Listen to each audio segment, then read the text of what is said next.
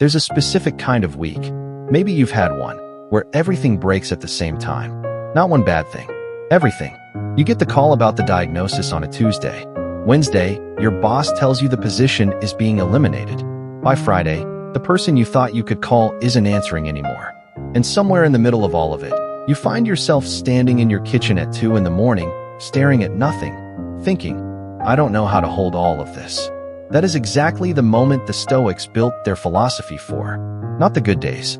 Not the days when life is manageable and motivation is easy. The days when the floor gives out. This channel, The Steady Mind, is about one thing: taking the frameworks that Marcus Aurelius, Seneca, and Epictetus spent their lives developing, and translating them into something you can actually use when you're in the middle of the hardest moments of your life. Not quotes, not inspiration, tools.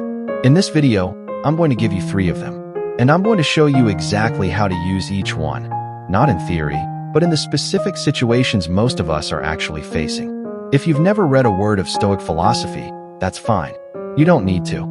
If you've read everything Marcus Aurelius ever wrote and still don't know what to do with it on a hard Tuesday, this is also for you. The Stoics were not academic philosophers. They were generals and slaves, emperors and exiles. They wrote their philosophy in the middle of real crises, not in lecture halls. That matters, because the framework they built was never meant to be understood. It was meant to be used. Let's start. Part 1. The story, the man who lost everything, and what he wrote when he did. I want to tell you about a specific night in the year 65 AD. A man named Lucius Annaeus Seneca, one of the most powerful men in Rome, the personal advisor to Emperor Nero, a man who had written extensively about how to live with equanimity and calm, received a knock at his door. The message: Nero had ordered his death. Not exile, not imprisonment. Death. The charge: alleged involvement in a conspiracy. The evidence: almost certainly fabricated. The man he had tutored since boyhood, the emperor he had shaped, was now ending his life. Seneca was 69 years old. Here is what I find remarkable about what happened next. Seneca did not plead, did not panic, did not spend his final hours in the kind of frantic scrambling we might expect from someone facing execution. According to the historian Tacitus, Seneca spent that evening the way he had spent most evenings for 40 years, writing, talking with the people he loved, saying the things he wanted them to remember. He had been practicing for this moment his entire life, not because he knew it was coming, but because Stoicism, practiced correctly, is not a philosophy for good times. It is a philosophy for exactly this: the night when everything falls apart, when the floor gives out, when you realize the future you planned is no longer the future you're getting. Now, your situation is almost certainly not Nero ordering your death, but the structure of the crisis is the same. Something you did not choose has arrived. Something outside your control has changed the terms of your life, and you are being asked, right now, in real time, to decide who you are going to be in response to it. That decision is everything, and the Stoics had 3 tools for making it well. Part 2. The 3 tools. Tool number 1. The dichotomy of control. The first tool comes from Epictetus. And before I explain what he said, let me tell you who he was, because it matters. Epictetus was born a slave. Not metaphorically, not in the we're all slaves to something sense. He was the property of a man named Epictetus, who served in Nero's court. At some point, his owner broke his leg, deliberately, according to some accounts, to prove a point about submission. Epictetus, while his leg was being broken, is reported to have said, "I told you it would break. Does it hurt you to see it is broken?" He was not performing toughness.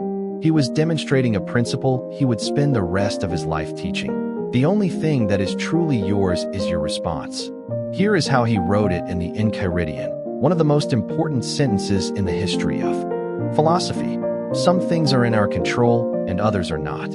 Things in our control are opinion, pursuit, desire, aversion. In a word, whatever are our own actions.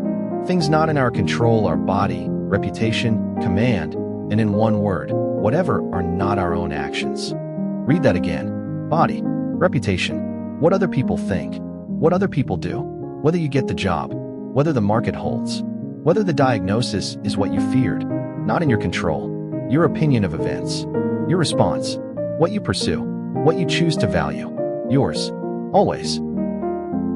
Now, I want to be very direct with you about something, because this idea gets misused constantly. The dichotomy of control is not a way to not care about outcomes. It is not permission to be passive. It is not spiritual bypassing dressed in a toga. Epictetus cared deeply about outcomes. Seneca worked exhaustingly hard. Marcus Aurelius spent 30 years on military campaigns trying to hold an empire together. What they were doing was something more precise. They were refusing to tie their identity and their stability to things they could not guarantee. Because when you do that, when your sense of okayness depends entirely on the diagnosis, the job, the person calling back, you hand your life over to randomness. The dichotomy of control is about getting your hands back on the wheel. Let me give you a concrete exercise. When you're in the middle of a crisis, when everything is breaking at once, take out a piece of paper. Draw a line down the middle. On the left side, right, what is actually in my control right now? On the right side, what am I spending energy on that I cannot control? Be ruthlessly honest. The diagnosis itself, right side. What you do with the information, left side. Whether they call back, right side. How you treat yourself while you wait, left side. Whether the company eliminates your role, right side. How you prepare, respond, rebuild, left side. This exercise does not make the right side disappear, but it stops the right side from colonizing the left side, which is where your actual life is. Epictetus did this with a broken leg, as a slave, with no legal rights, no property, no freedom of movement. He still had the left side of the paper. So do you. Tool number 2, negative visualization. The second tool sounds, at first, like terrible advice. The Stoics called it Premeditatio Malorum, the premeditation of evils. The practice, deliberately imagining the worst things that could happen. Before you immediately close the tab, let me tell you what this is not. It is not anxiety. It is not catastrophizing. It is not the spiral at 2 in the morning where your brain generates every possible disaster and you cannot stop it. It is the opposite of that spiral, because it is deliberate, structured, and done from a place of calm rather than fear. Here is how Seneca describes it. Let us prepare our minds as if we had come to the very end of life. Let us postpone nothing. Let us balance life's books each day. The practice has 2 distinct functions, and most people who've heard of this idea only know about one of them. Function 1, preparation. When you imagine the bad outcome clearly and in advance, it loses most of its power to destroy you. This is not magical thinking. It is neuroscience. The brain's threat response is calibrated by novelty. The more unexpected a bad event is, the more destabilizing it is. Premeditatio Malorum reduces novelty. You have, in some real sense, already been there. Seneca practiced imagining exile. Marcus Aurelius practiced imagining his own death regularly from at least his 30s. Epictetus had nothing left to lose, so he was never destabilized by threats of loss. You don't practice this to become pessimistic. You practice it to become unshockable. Function 2, gratitude, the kind that actually works. Most of what passes for gratitude practice is this. You list things you're grateful for. You feel slightly better for 10 minutes, and then life continues. Premeditatio Malorum produces a different, deeper quality of appreciation. When you genuinely imagine, not abstractly, but specifically and vividly, what your life would be without the things you most take for granted, your relationship with those things changes. Seneca writes, "Convince yourself that every day that dawns is a gift." This is not a platitude when it comes from someone who has genuinely practiced imagining it taken away. How do you use this tool when everything is actually falling apart? Not in advance, but right now, in the middle of it. Here is the adaptation. When you are in a crisis and your brain is generating catastrophic futures in an uncontrolled spiral, you are already doing a broken version of Premeditatio Malorum. The Stoic version is to take that spiral and finish it. Not stop it. Finish it. Ask, okay, what is the actual worst realistic outcome here? Not the worst imaginable. The worst realistic. Describe it specifically. Write it down if you need to. Then ask, could I survive that? What would I do next? Most of the time, the answer is yes. You would survive. You would do something next.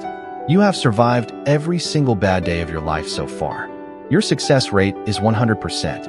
Finishing the catastrophe, rather than circling it, is the difference between anxiety and preparation. The Stoics called this seeing clearly. I think of it as turning on the lights in the room you've been afraid to enter. Tool number 3. Amor Fati. The third tool is the most difficult, and the one that separates people who eventually find their footing from people who stay stuck for years. The Stoics called it Amor Fati, love of fate, not acceptance of fate, not resigned tolerance of fate. Love. Marcus Aurelius writes in the Meditations, accept the things to which fate binds you, and love the people with whom fate brings you together, and do so with all your heart.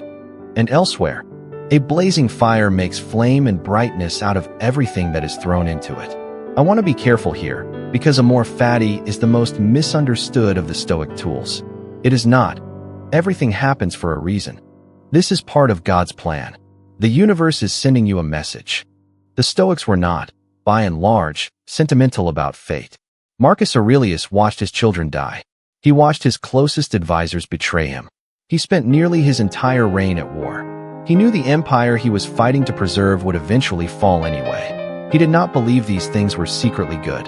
He believed something more demanding than that the only sane response to what you cannot change is to stop spending your finite energy wishing it were different.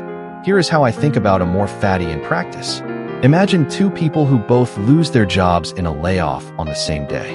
Person A spends the next 6 months primarily occupied with the injustice of it, the things they should have done differently, the humiliation of it, the alternate timeline where it didn't happen.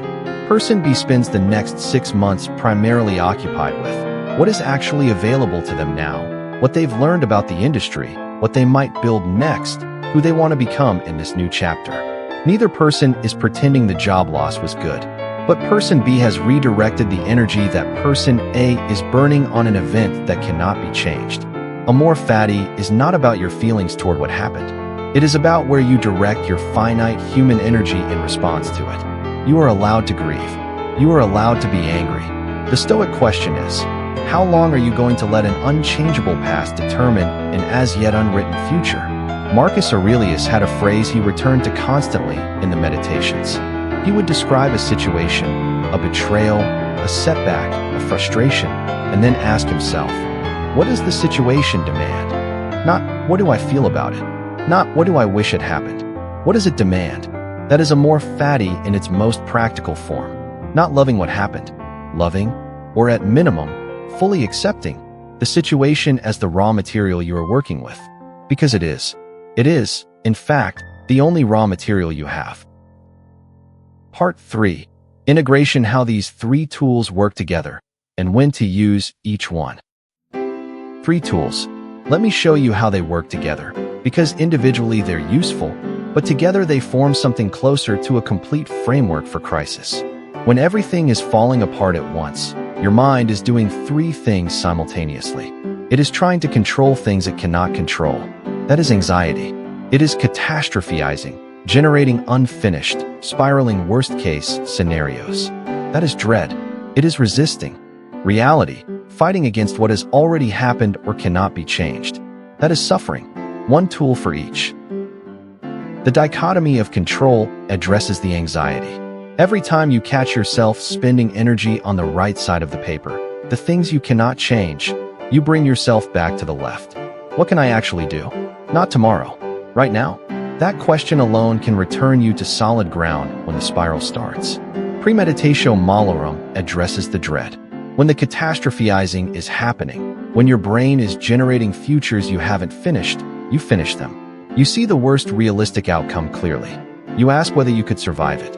Almost always you could. That clarity does not make the fear disappear, but it makes it workable. Amor Fati addresses the suffering. Not immediately. This one takes time. It is not a tool for the first hour or the first day.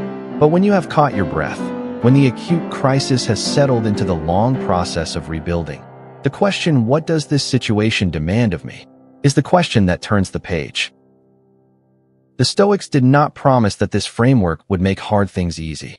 Marcus Aurelius, who had the Meditations as his constant companion, still described his days as often exhausting and his situation as often dark.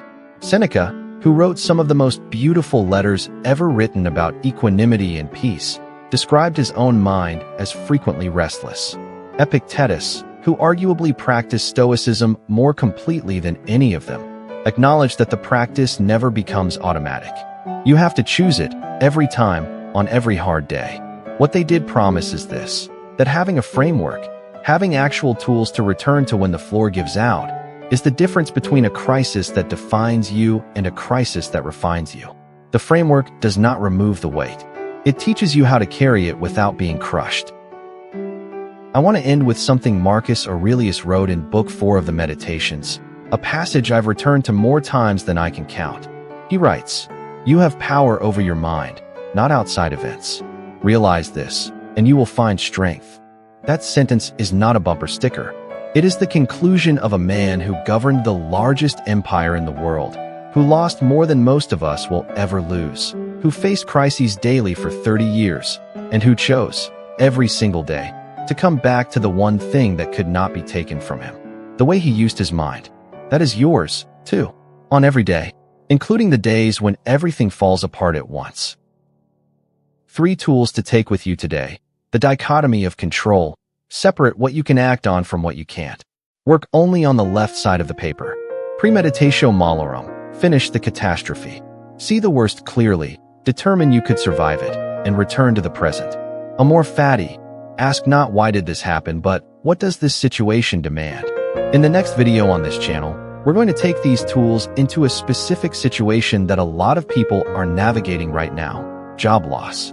I'm going to walk through exactly how Seneca's own experience, being stripped of everything by Nero, maps onto what it feels like to have your position eliminated and what you do in the first 72 hours. If that's useful to you, subscribe. Leave a comment below. I want to know, which of these 3 tools is most relevant to what you're dealing with right now? I read every one. I'll see you in the next one.